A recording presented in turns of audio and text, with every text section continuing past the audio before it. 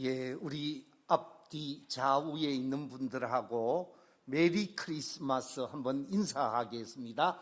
4분 이상 하십시오. 4분 이상 인사하십시오. 메리 크리스마스, 메리 크리스마스, 메리 크리스마스. 예, 메리 크리스마스라는 뜻이 뭐지요?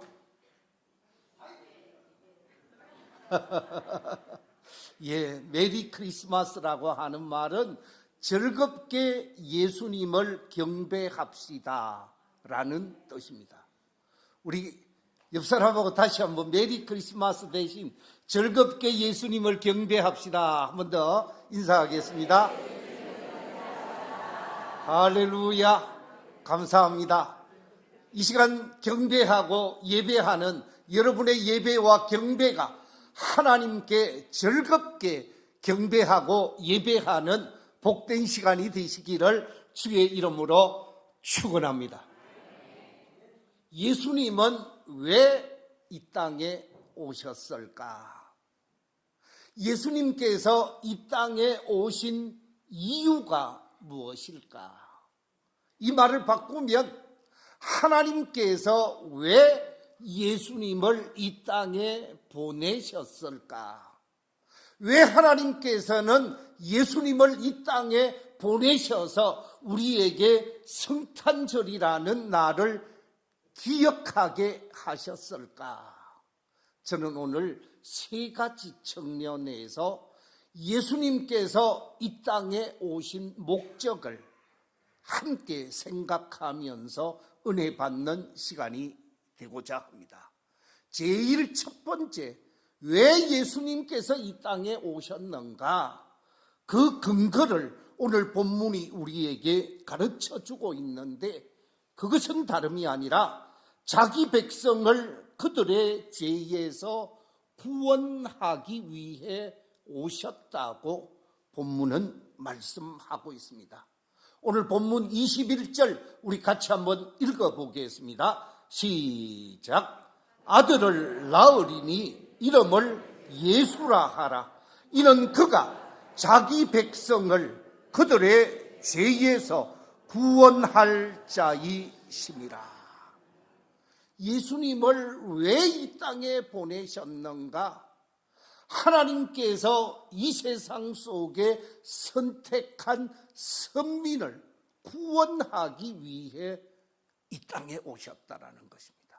그렇기 때문에 예수 그리스도께서 이 땅에 오신 목적이 자기 백성 구원이라고 말을 한다면, 이 자리에 계신 우리 모든 하나님의 백성들은 구원의 사람이 되시기를 주의 이름으로 축원합니다. 주님이 오신 목적은 구원하기 위해 오셨다라는 거지요. 예수님께서 누가복음 19장에 보면 삭개오를 찾아가게 되어집니다. 삭개오는 죄인의 괴수라고 불려지는 사람입니다. 사람들이 다 손가락질을 했습니다. 사람들이 다 나쁜 사람이라고 그랬습니다. 그런데 예수님께서 삭개오를 찾아가셔서 삭개오를 품어주셨고, 삭개오와 함께 하셨고, 삭개오 집에 머물게 되어지면서 많은 사람들이 예수님을 향하여 죄인과 함께 한다고 손가락질을 했을 때 예수님이 한마디 하신 말씀이 있습니다. 그게 뭐냐?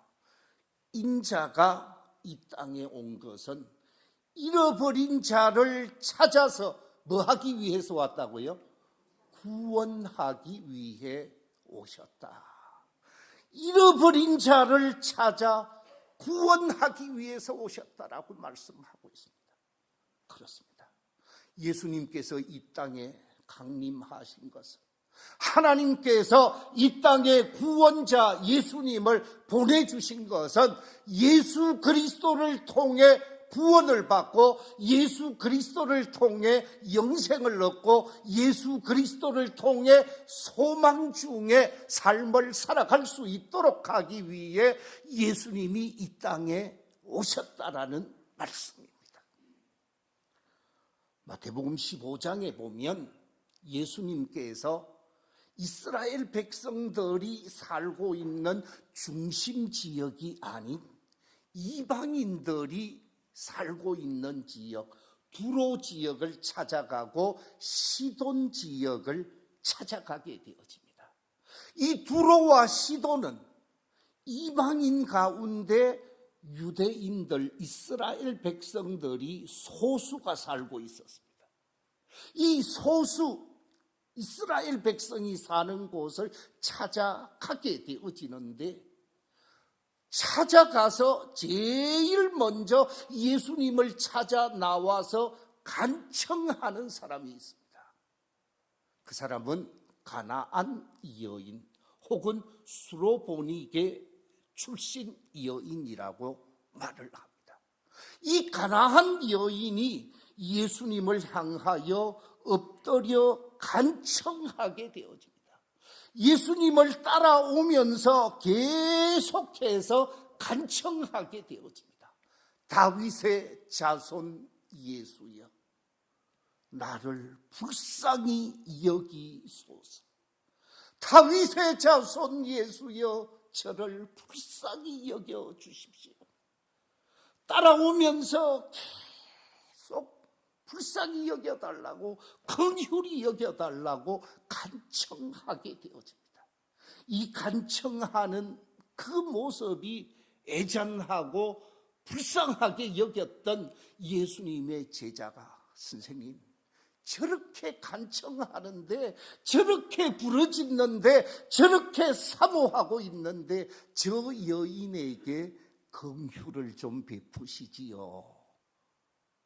예수님이 좀 긍휼히 좀 여겨주십시오 하고 예수님의 제자까지 동원되어져서 도움을 요청하게 되어집니다. 그런데 그 도움의 요청을 받고 예수님께서 뭐라고 말하고 있는가? 전혀 뜻밖의 말씀을 하게 되어집니다. 우리 함께 마태복음 15장 24절 말씀, 스크린의 말씀을 같이 한번 읽어보겠습니다. 시작. 예수께서 대답하여 이르시되 나는 이스라엘 집에 잃어버린 양 외에는 다른 데로 보내심을 받지 아니하였노라. 나는 이스라엘의 잃어버린 양을 찾아러 온 것이지 이방인에게 은혜를 베풀고 이방인을 구원하고 이방인에게 관심을 기울이기 위해서 오지 않았다라고 말하고 있습니다. 선택받은 선민을 구원하기 위해 왔다라는 말씀입니다. 그런데 중요한 것은 이 선택받은 이스라엘 백성들이 예수님을 구원자로 모셔드리고 예수님을 구원자로 맞이해서 우리의 주라고, 우리의 구원자라고 고백하면서 예수님과 함께하고자 한 것이 아니라 다 예수님을 배척하게 되어집니다. 절대 다수의 사람들이 배척하게 되어지고 외면하게 되어지고 도리어 죽이려고 하는 모습을 보게 되어지죠. 이처럼 선택받은 이스라엘 백성들을 구원하기 위하여 이 땅에 오신 예수 그리스도, 유대인의 메시아가 되시고 유대인의 구원자가 되고자 했던 예수님을 배척하고 외면하는 아브라함의 육체적 후손들이 절대 다수였기에 아주 소수의 사람들만이 예수님을 영접했기에 이 구원의 물줄기가 선민 이스라엘 백성들을 향하던 것이 이방인의 세계로, 유대인 아닌 믿는 사람, 영적 유대인에게로 구원의 물줄기가 돌아서게 되어집니다. 이 같은 사실을 사도 바울은 로마서에서 이렇게 밝혀주고 있습니다. 우리 함께 로마서 9장 25절 26절 말씀 같이 한번 읽어보겠습니다. 시작.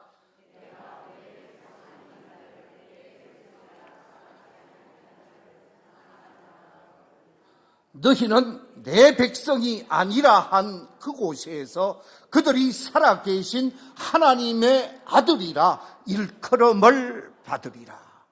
내 백성 아닌 자를 내 백성으로, 나를 사랑하지 아니한 자가 나를 사랑하게 되어짐으로 구원의 물줄기, 복음의 물줄기가 선민 이스라엘을 향하던 그 복음의 통로가 이방인의 세계로 나오게 되어지고, 그 이방 세계에 구원의 역사, 은혜의 역사, 성령의 역사가 나타나게 되어지면서 이스라엘을 향하던 구원의 역사가 이방 세계로 나오게 되어지면서 예수 그리스도를 믿고 받아들이는 사람만이 참 이스라엘이 되어지고 참 선택받은 민족이 되어지는, 그러니까 육체적 혈통이 중요한 것이 아니라 아브라함의 믿음을 쫓아서 믿음으로 받아들이는 사람이 구원자가 되어짐을 성경은 우리에게 말씀하고 있습니다. 그렇습니다. 하나님께서는 모든 사람을 구원하시기를 원하시되 유대인이든 이방인이든 그 어떤 민족이든 예수 그리스도를 구원의 주로 받아들이는 사람, 믿음으로 받아 영접하는 사람을 구원하게 되어졌다는 말씀입니다. 그래서 예수님께서는 마지막 이 땅을 떠나가시면서 제자들을 향하여, 자신을 따르는 사람들을 향하여 한마디 남기신 말씀이 마태복음 28장 19절 이하에 이렇게 기록하고 있습니다. 그러므로 너희는 가서 모든 민족을 무엇을 삼아? 제자로 삼아 아버지와 아들과 성령의 이름으로 세례를 베풀고 내가 너희에게 분부한 모든 것을 가르쳐 지키게 하라 라고 말씀하셨습니다. 그렇습니다. 복음은 유대인의 전유물이 아니라는 말씀입니다. 복음을 믿고 받아들이는 사람이 복음의 주인공이라는 말씀이지요. 그렇습니다. 우리 주님의 이 땅에 탄생하신 구원의 주님을 구원의 주님으로 믿고 영접하는 사람, 그 사람만이 예수 그리스도의 구속의 은총을 누리고 구원받은 자로 삶을 살게 되어지는 것이지요. 그래서 사도행전 16장 31절에서는 이렇게 강조하고 있습니다. 주 예수를 믿으라. 그리하면 너와 네 집이 무엇을 얻으리라? 구원을 얻으리라. 구원을 받으리라 라고 말씀하고 있습니다. 예수 그리스도를 바로 믿어서 구원의 축복이 저와 여러분의 것이 되시기를 주의 이름으로 축원합니다.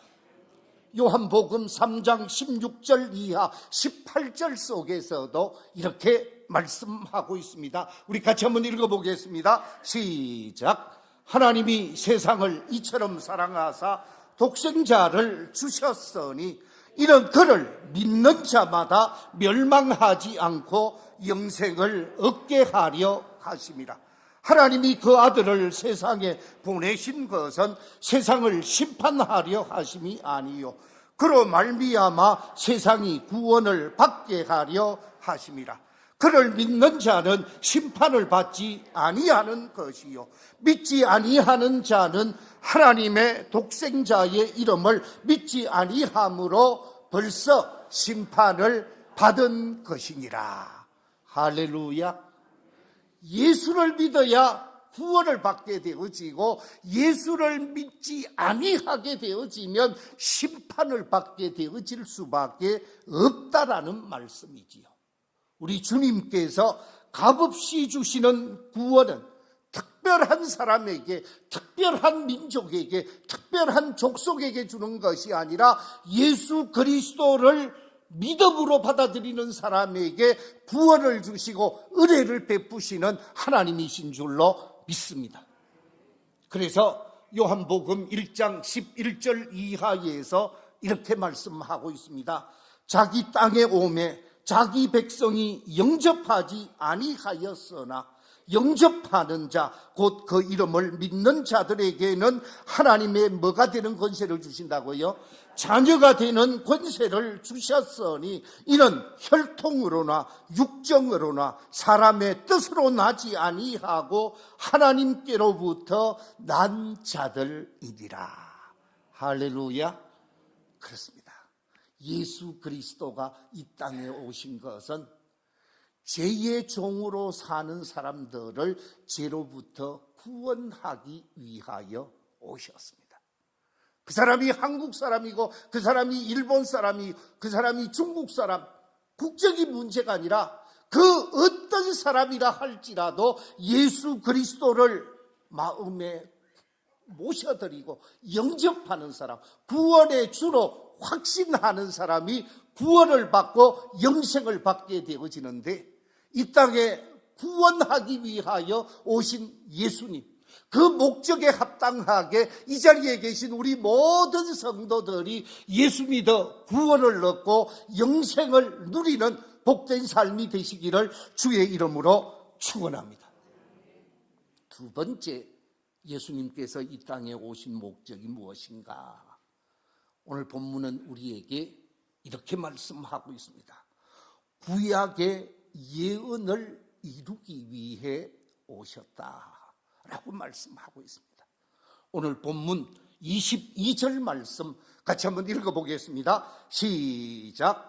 이 모든 일이 된 것은 주께서 선지자로 하신 말씀을 이루려 하심이니.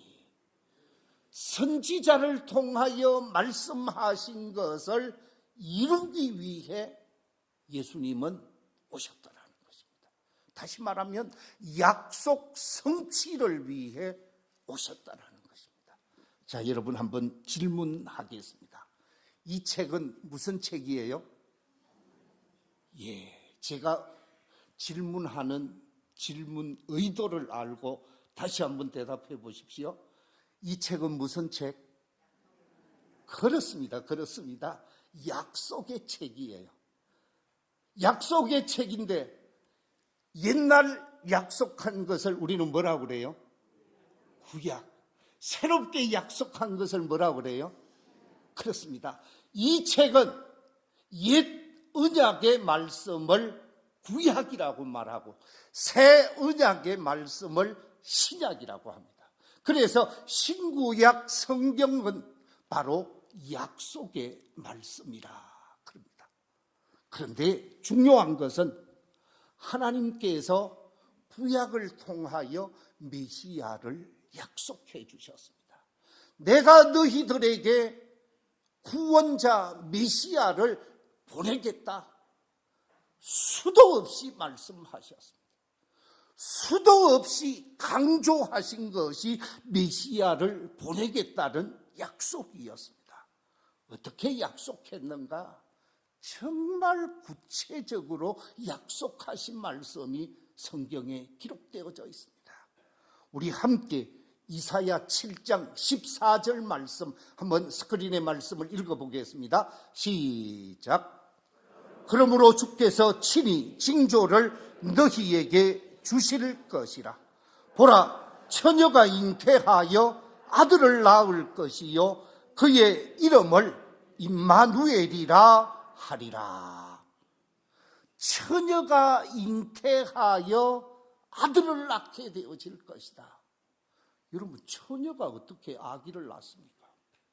그런데 이 땅에 구원자로 오시는 분은 남자를 통하여 잉태되어지는 생명이 아니라 성령을 통하여 잉태되어지는 처녀의 몸을 통하여 이 땅에 오실 것을 이미 예수님이 이 땅에 나시기 700년 전에 약속하신 약속이었습니다.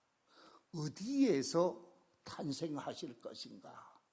어디에서 탄생하실 것인가에 관해서 선지자 미가를 통해서 미가 5장 2절에 이렇게 기록하고 있습니다.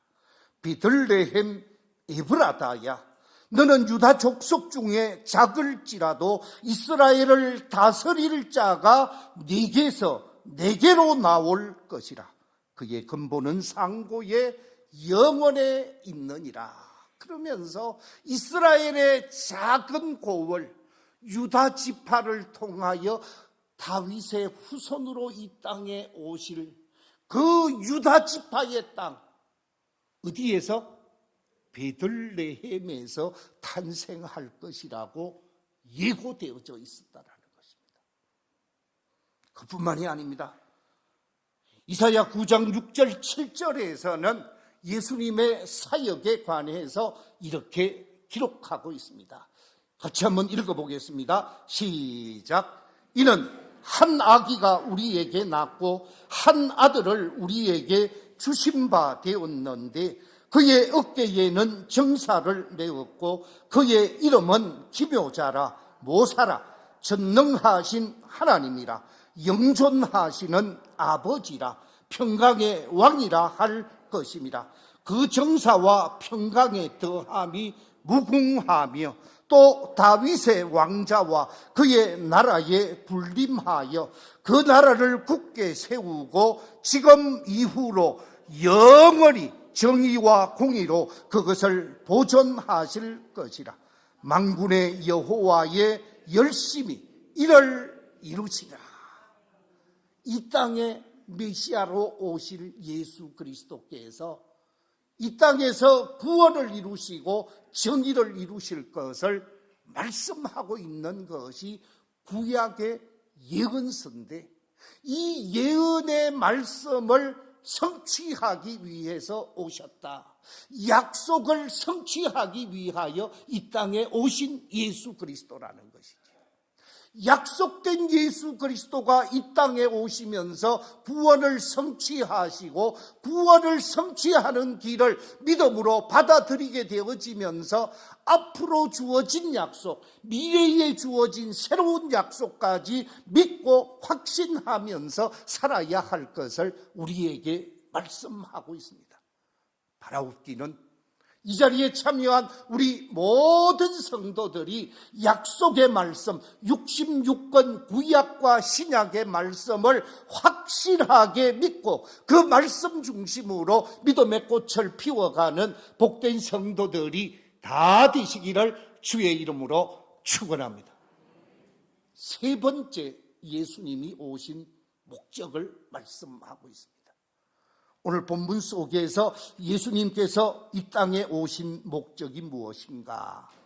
우리 성도들과 함께 하시기 위해 이 땅에 오셨다고 분명하게 말씀하고 있습니다. 나와 함께 하기 위해 오셨다는 말씀입니다. 우리 함께 23절 말씀, 본문 23절 말씀을 같이 읽겠습니다. 시작. 보라, 처녀가 잉태하여 아들을 낳을 것이요 그의 이름은 임마누엘이라 하리라 하셨으니 이를 번역한즉 하나님이 우리와 함께 계시다 함이라. 아멘. 우리와 함께 하기 위해, 임마누엘 하기 위해 오셨다라는 말씀입니다. 여기서 임마누엘 하겠다 그랬는데, 이 임마누엘, 여러분, 나를 찾아와서 나와 함께 하고자 한다면 이 얼마나 기쁜 일이고 좋은 일입니까? BC 500년 전 성현으로 떠받들게 되어지는 중국의 성현 공자라는 어른이 있었습니다. 이 공자가 쓴 논어에 보면 첫머리에 군자의 세 가지 즐거움을 이야기하고 있습니다. 군자에게 있어서 어떤 즐거움이 참 즐거움인가? 공자의 삼낙에 관해서 말하고 있는데, 제일 첫 번째 즐거움은 모르는 것을 배우고 익히는 것, 즉 공부하는 것이 군자의 기쁨이라고 말했습니다. 그렇습니다. 내가 모르는 것을 공부해서 알고 내가 모르는 것을 익히게 되어지면 이게 얼마나 큰 즐거움인지 모릅니다. 그래서 공부하는 사람은 인생을 즐겁게 살게 되어집니다. 두 번째 즐거움이 뭡니까? 두 번째 즐거움은 멀리 떨어져 있는 누가 찾아온다고요? 친구가 찾아와서 방문해 주면 그 친구와 함께 기쁨을 누리게 되어집니다. 나를 찾아오는 것이 기쁨이라는 거예요. 세 번째 기쁨이 무엇입니까? 세 번째 기쁨은 다른 사람이 나를 알아주지 않고 다른 사람이 나를 인정해 주지 않아도 원망하지 않고 자기에게 주어진 일을 묵묵히 감당해 가는 것이 기쁨이라고 말을 했습니다.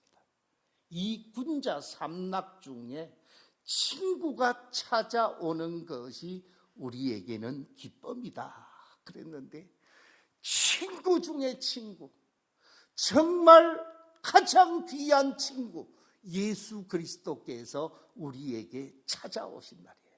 그렇기 때문에 즐거운 성탄절이라는 거예요.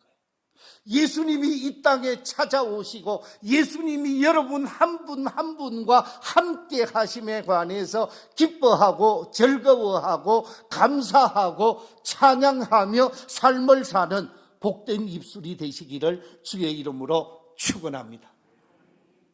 예수님이 나를 찾아온 것, 예수님께서 나와 함께 하신 것, 나와 동행하시고자 하는 것, 나와 함께 하기 위해서 찾아오신 그 예수님으로 인해 우리는 즐거워할 수밖에 없습니다. 그 예수님을 구원의 주님으로 고백하고 그 예수님과 함께하는 삶을 살 때 복된 삶을 사는 거지요. 그래서 나와 함께하고자 이 땅에 오신 예수님을 내 입으로 구원의 주로 시인해야 하는 것이지요.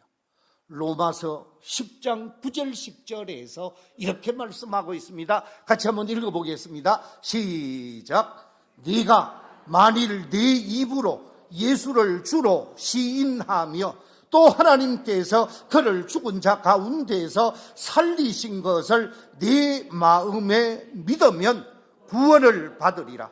사람이 마음으로 믿어 의에 이르고 입으로 시인하여 구원에 이르느니라. 마음으로 믿어 구원받는 사람이 되고 의의 사람이 되어져서 정말 주와 동행하면서 복 있는 삶이 되시기를 주의 이름으로 축원합니다. 이제 말씀을 마무리 짓겠습니다. 왜 예수님은 우리와 함께 하고자 하는가? 임마누엘, 함께 하기 위해서 오셨다고 그랬는데 함께 하기 위해 오신 주님의 그 구체적인 이유가 무엇인가?